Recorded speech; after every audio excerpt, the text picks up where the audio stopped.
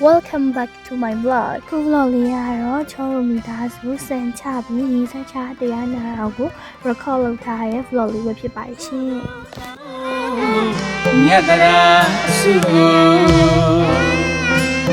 တတောင်းဝလာ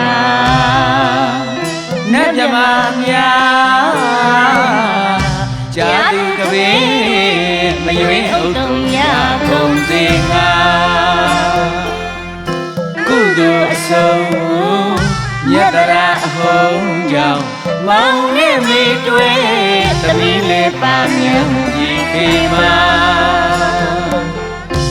လူမောတူစွာအမြယူကြပါ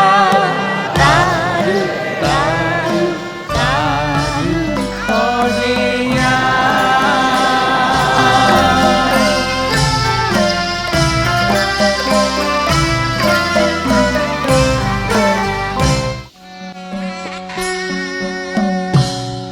စီဝရံပတိဒေဝမိအစရှိတဲ့သင်္ကန်းတောင်လေယူဆိုနိုင်ပြီကွယ်တရဏဂုံသုံးပါအမမရှိအောင်ထံကြိုက်ကြကြအမှန်အတိုင်းအစသာရွတ်ဖတ်တရစေတင့်ဟံကုံဆောင်အဝါရောက်တဲ့ငံဆေမြန်ပါတဲ့သားရဲ့အဖေရှုလို့မဝနိုင်တဲ့ဥဒုကံမြတ်တရာအစုတတောင်းဝလာနတ်မြမ